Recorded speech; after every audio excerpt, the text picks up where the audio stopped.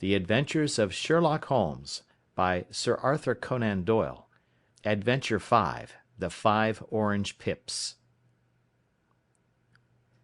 When I glance over my notes and records of the Sherlock Holmes cases between the years '82 and '90, I am faced by so many which present strange and interesting features that it is no easy matter to know which to choose and which to leave.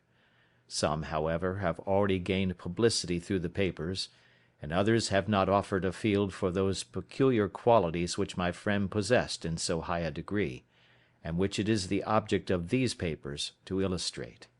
Some, too, have baffled his analytical skill, and would be, as narratives, beginnings without an ending, while others have been but partially cleared up, and have their explanations founded rather upon conjecture and surmise than on the absolute logical proof which was so dear to him.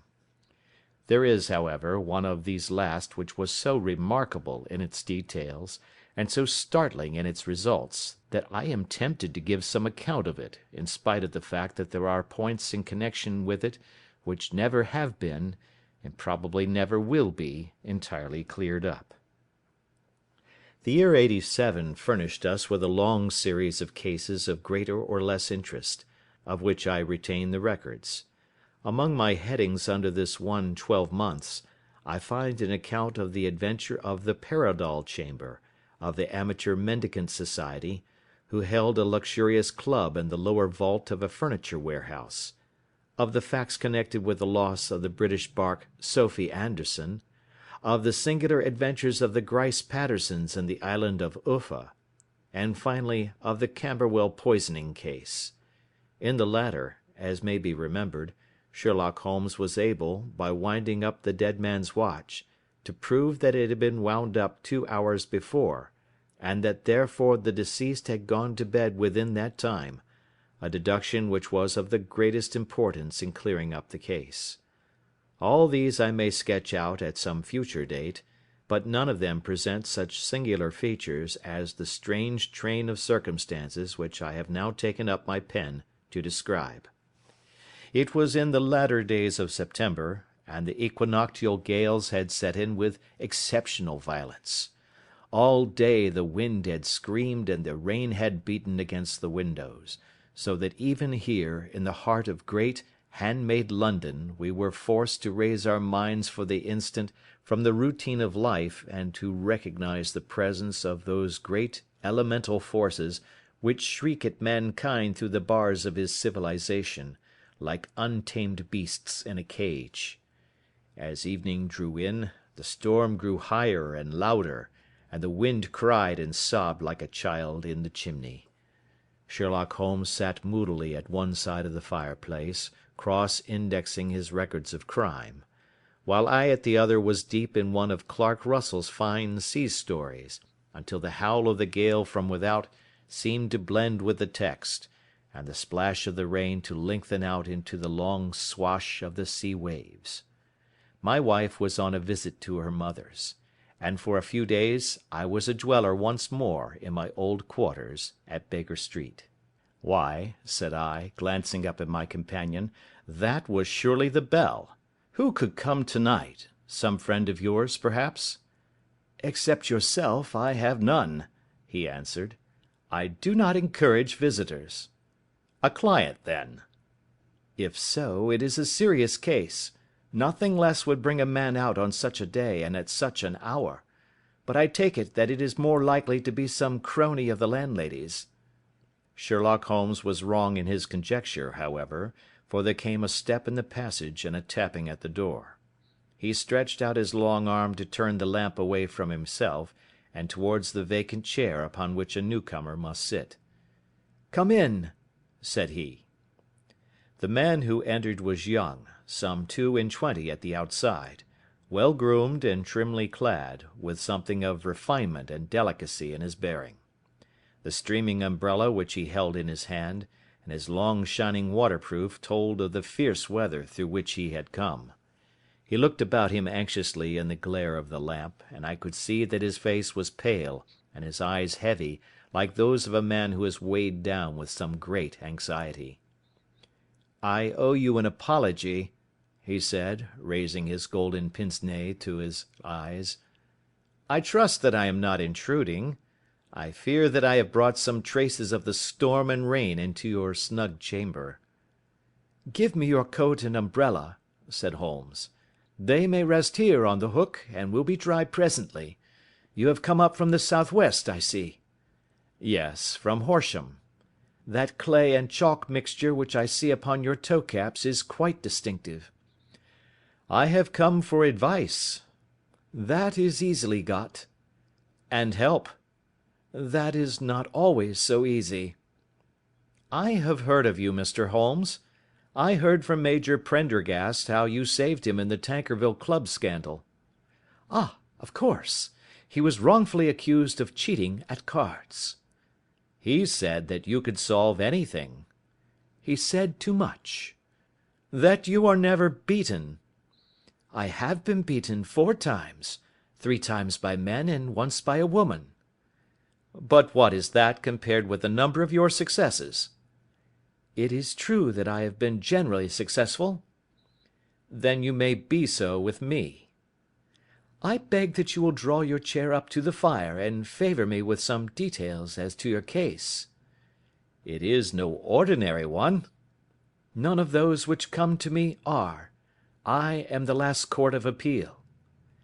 "And yet I question, sir, whether, in all your experience, you have ever listened to a more mysterious and inexplicable chain of events than those which have happened to my own family." "You fill me with interest," said Holmes. "Pray give us the essential facts from the commencement, and I can afterwards question you as to those details which seem to me to be most important." The young man pulled his chair up and pushed his wet feet out towards the blaze. "My name," said he, "is John Openshaw, but my own affairs have, as far as I can understand, little to do with this awful business. It is a hereditary matter, so in order to give you an idea of the facts I must go back to the commencement of the affair. You must know that my grandfather had 2 sons, my uncle Elias and my father Joseph. My father had a small factory at Coventry, which he enlarged at the time of the invention of bicycling. He was a patentee of the Openshaw unbreakable tire, and his business met with such success that he was able to sell it and to retire upon a handsome competence. My uncle Elias emigrated to America when he was a young man, and became a planter in Florida, where he was reported to have done very well. At the time of the war he fought in Jackson's army, and afterwards under Hood, where he rose to be a colonel. When Lee laid down his arms, my uncle returned to his plantation, where he remained for 3 or 4 years. About 1869 or 1870, he came back to Europe and took a small estate in Sussex, near Horsham. He had made a very considerable fortune in the States, and his reason for leaving them was his aversion to the negroes, and his dislike of the Republican policy in extending the franchise to them. He was a singular man, fierce and quick-tempered, very foul-mouthed when he was angry, and of a most retiring disposition. During all the years that he lived at Horsham, I doubt if ever he set foot in the town. He had a garden and 2 or 3 fields round his house, and there he would take his exercise, though very often for weeks on end he would never leave his room. He drank a great deal of brandy and smoked very heavily, but he would see no society and did not want any friends, not even his own brother. He didn't mind me. In fact, he took a fancy to me, for at the time when he saw me first I was a youngster of 12 or so. This would be in the year 1878, after he had been 8 or 9 years in England.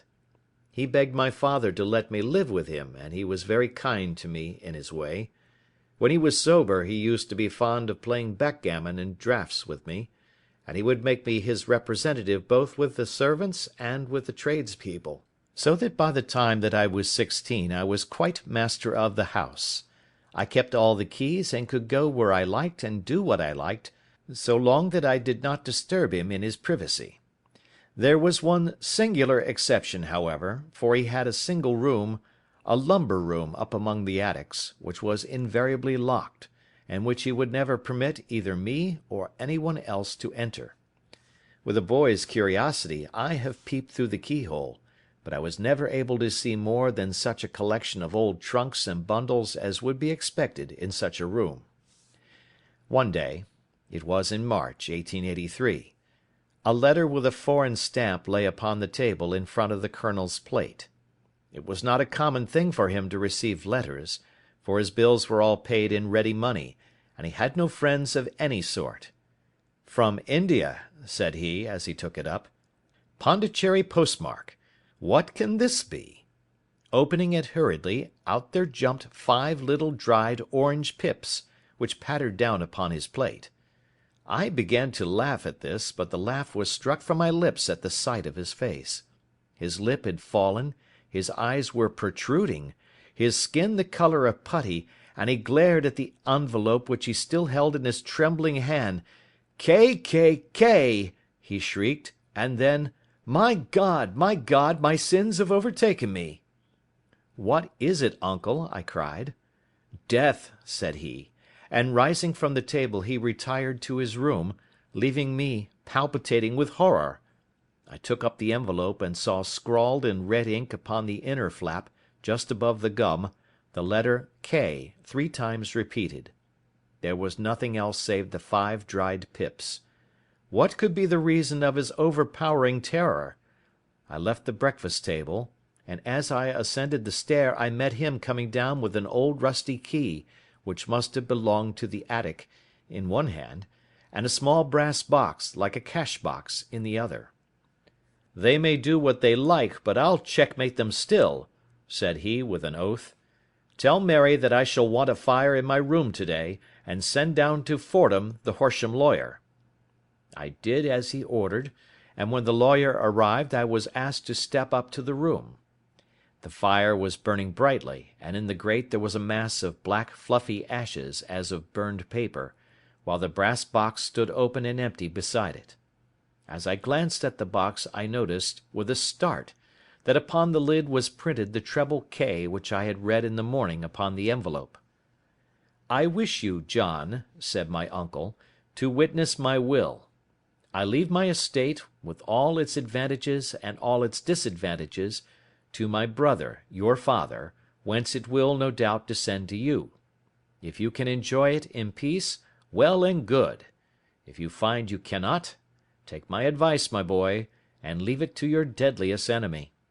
I am sorry to give you such a two-edged thing, but I can't say what turn things are going to take. Kindly sign the paper where Mr. Fordham shows you." I signed the paper as directed, and the lawyer took it away with him. The singular incident made, as you may think, the deepest impression upon me, and I pondered over it and turned it every way in my mind without being able to make anything of it. Yet I could not shake off the vague feeling of dread which it left behind, though the sensation grew less keen as the weeks passed and nothing happened to disturb the usual routine of our lives. I could see a change in my uncle, however. He drank more than ever, and he was less inclined for any sort of society. Most of his time he would spend in his room, with the door locked upon the inside, but sometimes he would emerge in a sort of drunken frenzy, and would burst out of the house and tear about the garden with a revolver in his hand, screaming out that he was afraid of no man, and that he was not to be cooped up, like a sheep in a pen, by man or devil. When these hot fits were over, however, he would rush tumultuously in at the door and lock and bar it behind him, like a man who can brazen it out no longer against the terror which lies at the roots of his soul. At such times I have seen his face, even on a cold day, glisten with moisture, as though it were new raised from a basin. Well, to come to an end of the matter, Mr. Holmes, and not to abuse your patience, there came a night when he made one of those drunken sallies from which he never came back. We found him, when we went to search for him, face downward in a little green-scummed pool, which lay at the foot of the garden. There was no sign of any violence, and the water was but 2 feet deep, so that the jury, having regard to his known eccentricity, brought in a verdict of suicide. But I, who knew how he winced from the very thought of death, had much ado to persuade myself that he had gone out of his way to meet it. The matter passed, however, and my father entered into possession of the estate and of some £14,000 which lay to his credit at the bank. "One moment," Holmes interposed. "Your statement is, I foresee, one of the most remarkable to which I have ever listened. Let me have the date of the reception by your uncle of the letter, and the date of his supposed suicide." The letter arrived on March 10, 1883. His death was 7 weeks later, upon the night of May 2nd. "Thank you. Pray proceed."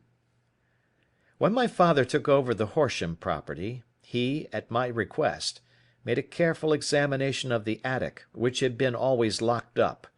We found the brass box there, although its contents had been destroyed. On the inside of the cover was a paper label with the initials of K.K.K. repeated upon it, and "Letters, Memoranda, Receipts, and a Register" written beneath. These, we presume, indicated the nature of the papers which had been destroyed by Colonel Openshaw. For the rest, there was nothing of much importance in the attic save a great many scattered papers and notebooks bearing upon my uncle's life in America. Some of them were of the war time and showed that he had done his duty well and had borne the repute of a brave soldier. Others were of a date during the reconstruction of the Southern States, and were mostly concerned with politics, for he had evidently taken a strong part in opposing the carpet-bag politicians who had been sent down from the North. Well, it was at the beginning of '84 when my father came to live at Horsham, and all went as well as possible with us until the January of '85. On the 4th day after the New Year, I heard my father give a sharp cry of surprise as we sat together at the breakfast table. There he was, sitting with a newly opened envelope in one hand, and 5 dried orange pips in the outstretched palm of the other one. He had always laughed at what he called my cock and bull story about the colonel, but he looked very scared and puzzled now that the same thing had come upon himself. "Why, what on earth does this mean, John?" he stammered. My heart had turned to lead. "It is K.K.K.," said I. He looked inside the envelope. "So it is!" he cried. "Here are the very letters. But what is this written above them?" "Put the papers on the sundial," I read, peeping over his shoulder. "What papers? What sundial?" he asked. "The sundial in the garden. There is no other," said I. "But the papers must be those that are destroyed." "Pooh!" said he, gripping hard at his courage. "We are in a civilized land here, and we can't have tomfoolery of this kind. Where does the thing come from?" "From Dundee," I answered, glancing at the postmark. "Some preposterous practical joke," said he. "What have I to do with sundials and papers? I shall take no notice of such nonsense." "I should certainly speak to the police," I said. "And to be laughed at for my pains. Nothing of the sort." "Then let me do so?" "No, I forbid you. I won't have a fuss made about such nonsense." It was in vain to argue with him, for he was a very obstinate man. I went about, however, with a heart which was full of forebodings. On the 3rd day after the coming of the letter my father went from home to visit an old friend of his, Major Freebody, who is in command of one of the forts upon Portsdown Hill. I was glad that he should go up, for it seemed to me that he was farther from danger when he was away from home. In that, however, I was in error. Upon the 2nd day of his absence I received a telegram from the Major, imploring me to come at once. My father had fallen over one of the deep chalk pits which abound in the neighbourhood, and was lying senseless, with a shattered skull. I hurried to him, but he passed away without having ever recovered his consciousness. He had, as it appears, been returning from Fareham in the twilight, and as the country was unknown to him, and the chalk pit unfenced, the jury had no hesitation in bringing in a verdict of death from accidental causes. Carefully as I examined every fact connected with his death, I was unable to find anything which could suggest the idea of murder. There were no signs of violence, no footmarks, no robbery, no record of strangers having been seen upon the roads. And yet I need not tell you that my mind was far from at ease, and that I was well nigh certain that some foul plot had been woven round him. In this sinister way I came into my inheritance. You will ask me why I did not dispose of it? I answer, because I was well convinced that our troubles were in some way dependent upon an incident in my uncle's life, and that the danger would be as pressing in one house as in another. It was in January, '85, that my poor father met his end, and 2 years and 8 months have elapsed since then. During that time I have lived happily at Horsham, and I had begun to hope that his curse had passed away from the family, and that it had ended with the last generation. I had begun to take comfort too soon, however. Yesterday morning the blow fell in the very shape in which it had come upon my father. The young man took from his waistcoat a crumpled envelope, and turning to the table he shook out upon it 5 little dried orange pips. "This is the envelope," he continued. "The postmark is London, Eastern Division. Within are the very words which were upon my father's last message, K, K, K, and then, 'Put the papers on the sundial.'" "What have you done?" asked Holmes. "Nothing." "Nothing?" "To tell the truth," he sank his face into his thin white hands, "I have felt helpless. I have felt like one of those poor rabbits when the snake is writhing towards it. I seem to be in the grasp of some resistless, inexorable evil, which no foresight and no precautions can guard against." "Tut, tut!" cried Sherlock Holmes. "You must act, man, or you are lost. Nothing but energy can save you. This is no time for despair." "I have seen the police." "Ah! But they listened to my story with a smile. I am convinced that the inspector has formed the opinion that the letters are all practical jokes, and that the deaths of my relations were really accidents, as the jury stated, and were not to be connected with the warnings." Holmes shook his clenched hands in the air. "Incredible imbecility!" he cried. "They have, however, allowed me a policeman, who may remain in the house with me." "Has he come with you to-night?" "No, his orders were to stay in the house." Again Holmes raved in the air. "Why did you come to me?" he cried. "And, above all, why did you not come at once?" "I did not know. It was only today that I spoke to Major Prendergast about my troubles, and was advised by him to come to you." "It is really 2 days since you had the letter. We should have acted before this. You have no further evidence, I suppose, than that which you have placed before us? No suggestive detail which might help us?" "There is one thing," said John Openshaw. He rummaged in his coat pocket, and drawing out a piece of discoloured blue-tinted paper, he laid it out upon the table. "I have some remembrance," said he, "that on the day when my uncle burned the papers I observed that the small unburned margins which lay amid the ashes were of this particular colour. I found this single sheet upon the floor of his room, and I am inclined to think that it may be one of the papers which has, perhaps, fluttered out from among the others, and in that way has escaped destruction. Beyond the mention of PIPS, I do not see that it helps us much. I think myself that it is a page from some private diary. The writing is undoubtedly my uncle's." Holmes moved the lamp, and we both bent over the sheet of paper, which showed by its ragged edge that it had indeed been torn from a book. It was headed March, 1869, and beneath were the following enigmatical notices: 4th. Hudson came. Same old platform. 7th.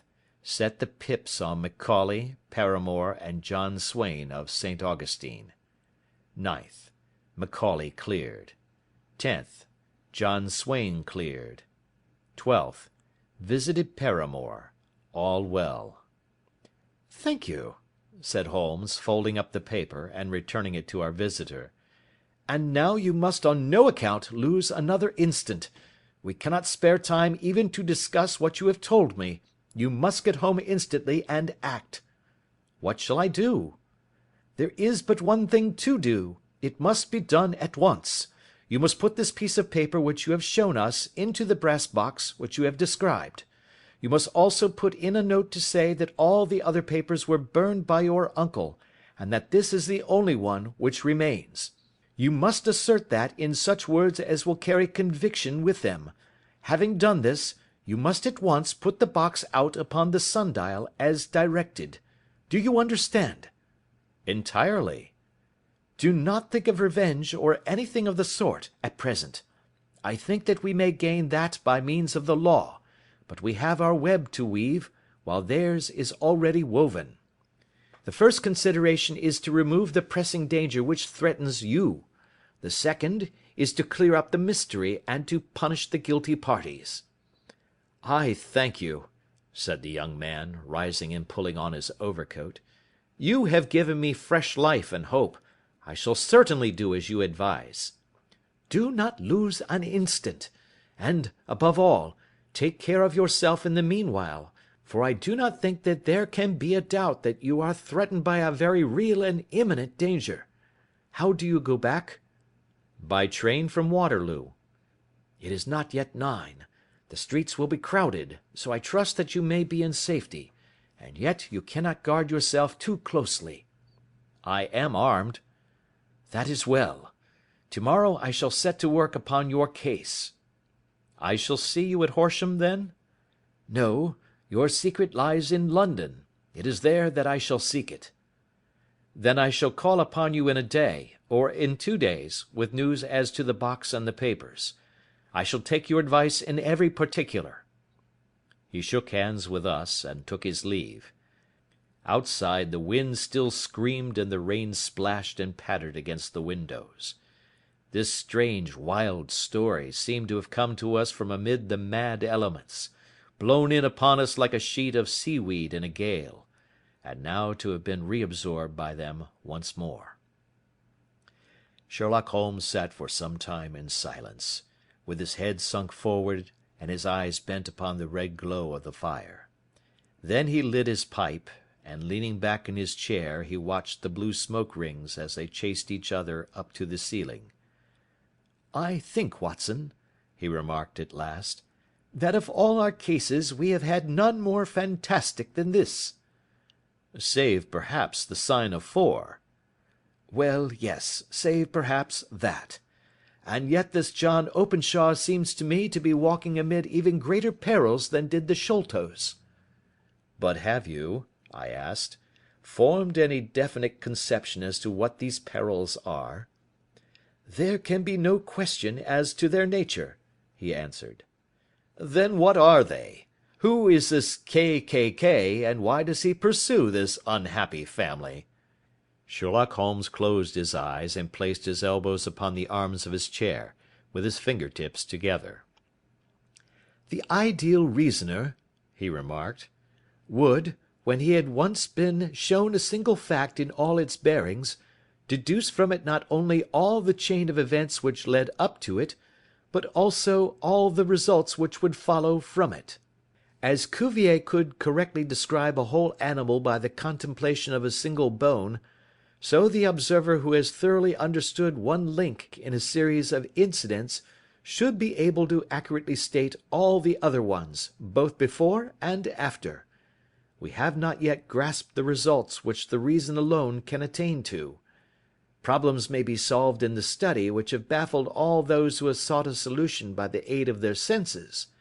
To carry the art, however, to its highest pitch, it is necessary that the reasoner should be able to utilize all the facts which have come to his knowledge. And this in itself implies, as you will readily see, a possession of all knowledge, which, even in these days of free education and encyclopedias, is a somewhat rare accomplishment. It is not so impossible, however, that a man should possess all knowledge which is likely to be useful to him in his work, and this I have endeavoured in my case to do. If I remember rightly, you on one occasion, in the early days of our friendship, defined my limits in a very precise fashion." "Yes," I answered, laughing. "It was a singular document. Philosophy, astronomy, and politics were marked at 0, I remember.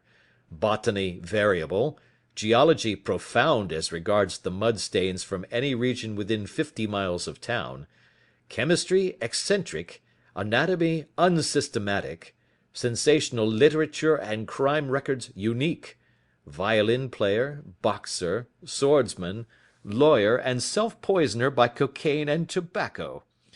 Those, I think, were the main points of my analysis." Holmes grinned at the last item.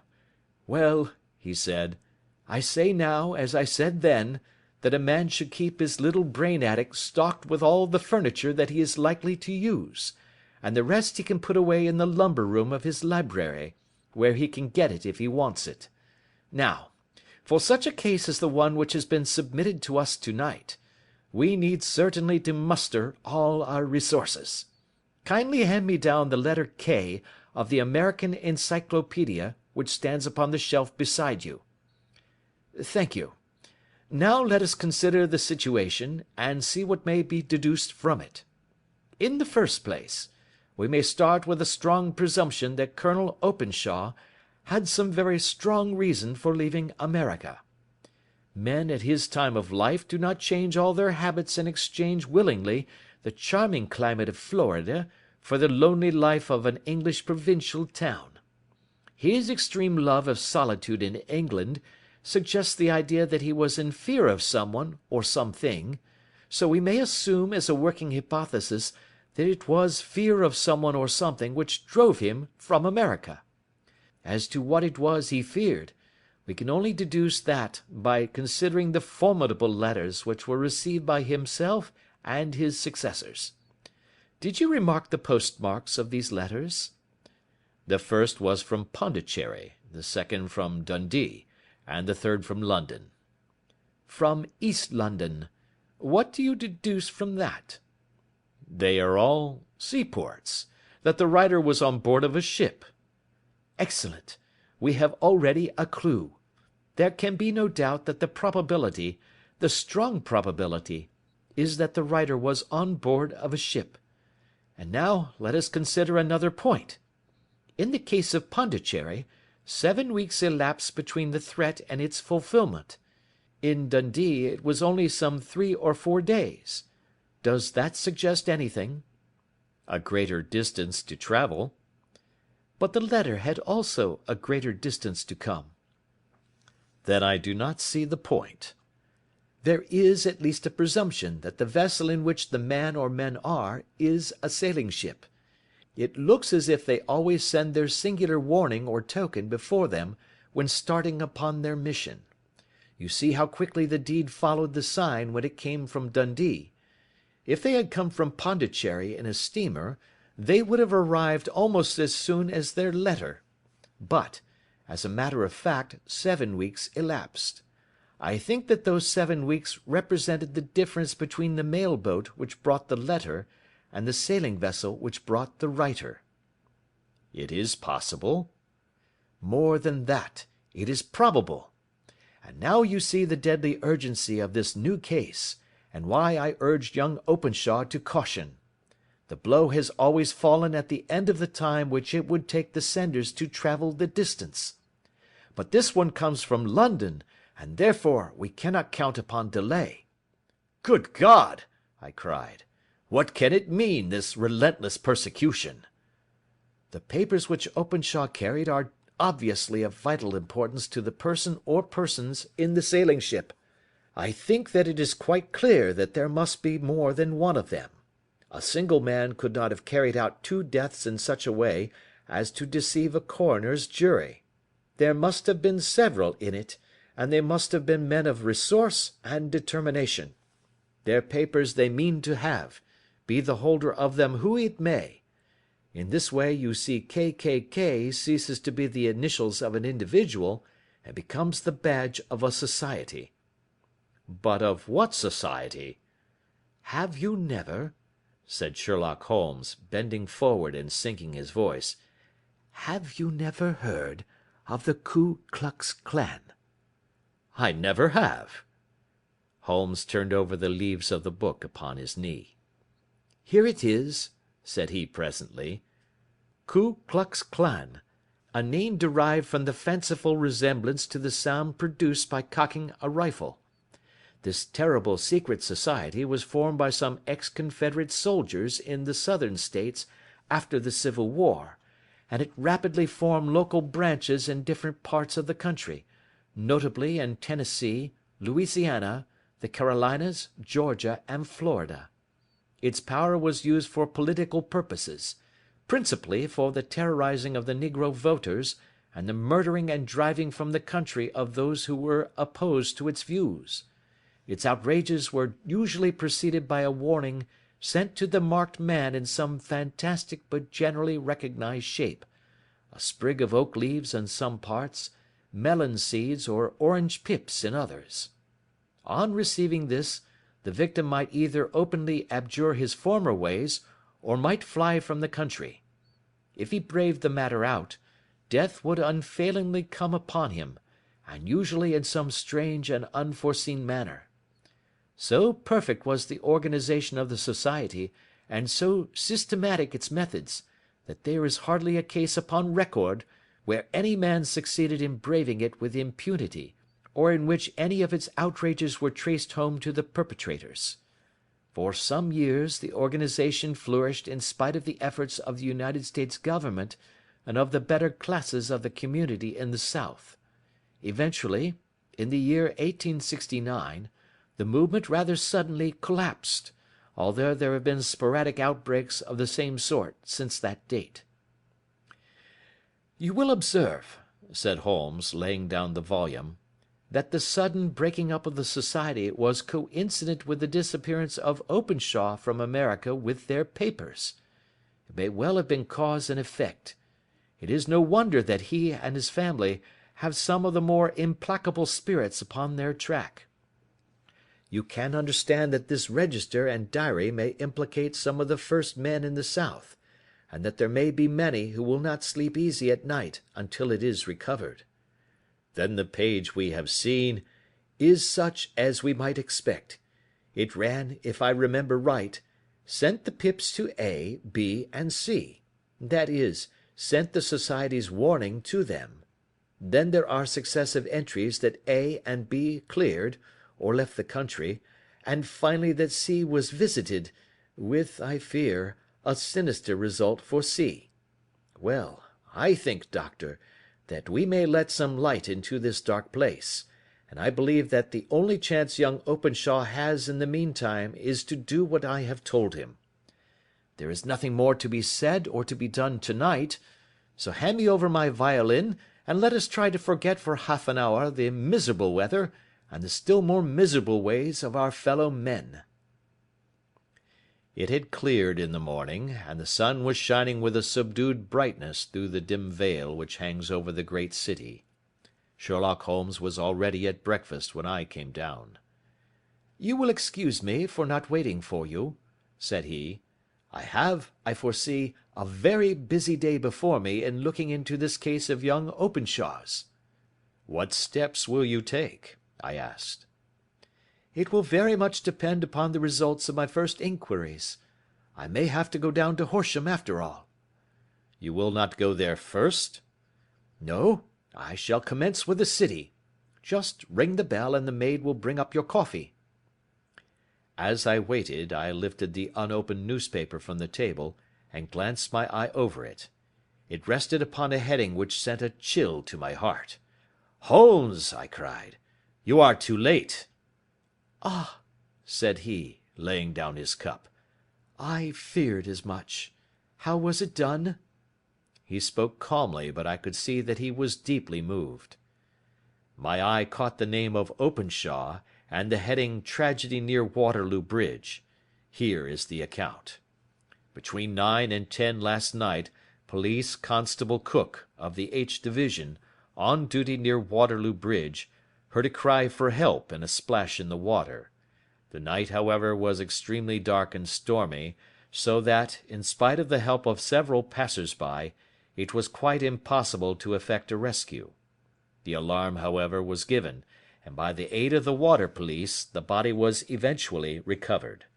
It proved to be that of a young gentleman whose name, as it appears from an envelope which was found in his pocket, was John Openshaw, and whose residence is near Horsham. It is conjectured that he may have been hurrying down to catch the last train from Waterloo Station, and that in his haste and the extreme darkness he missed his path and walked over the edge of one of the small landing places for river steamboats.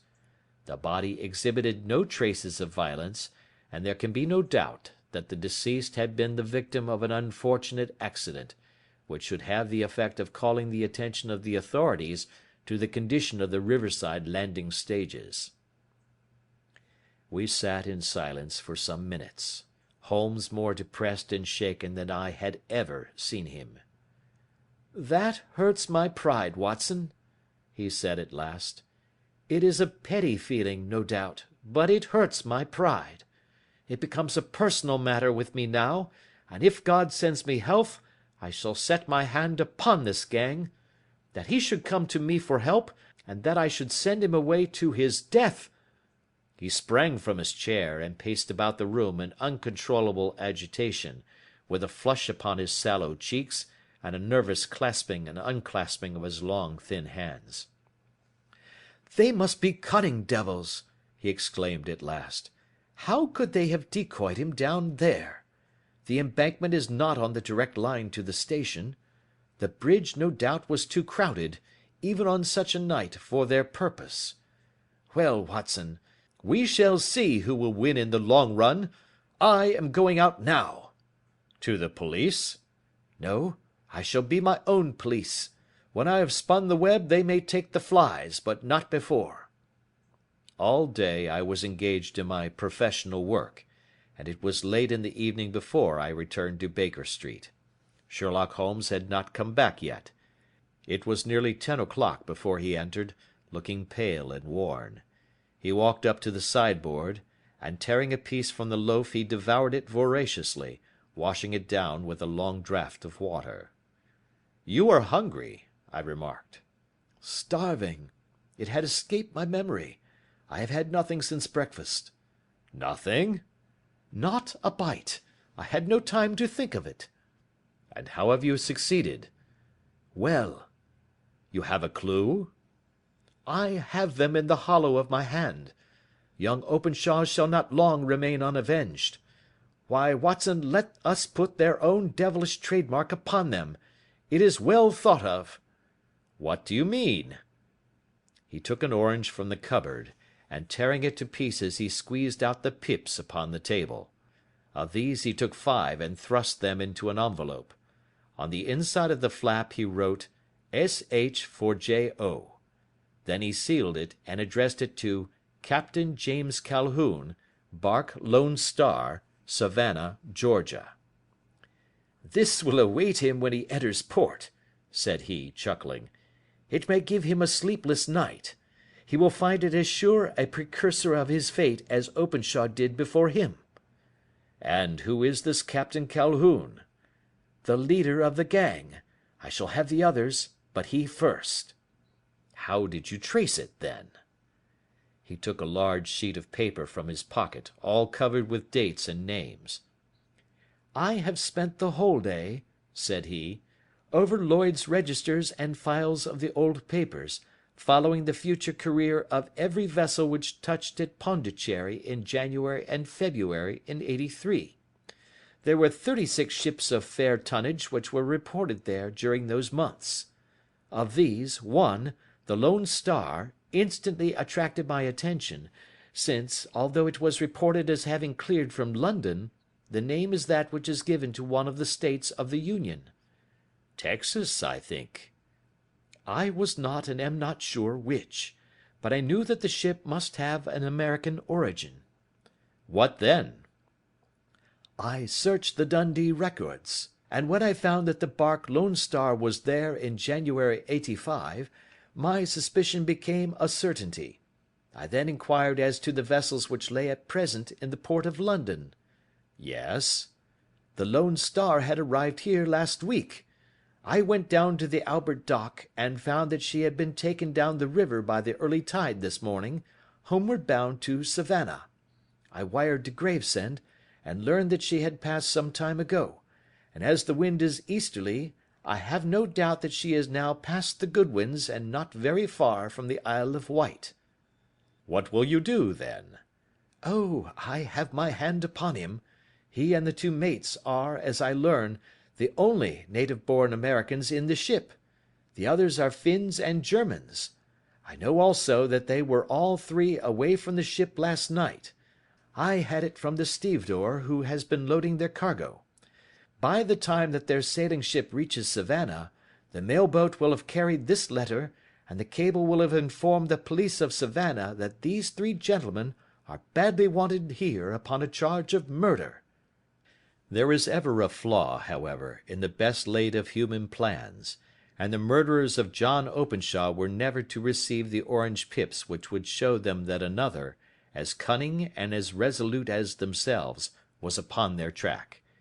Very long and very severe were the equinoctial gales that year. We waited long for news of the Lone Star of Savannah, but none ever reached us. We did at last hear that somewhere, far out in the Atlantic, a shattered sternpost of a boat was seen swinging in the trough of a wave, with the letters L.S. carved upon it, and that is all which we shall ever know of the fate of the Lone Star. End of Adventure 5.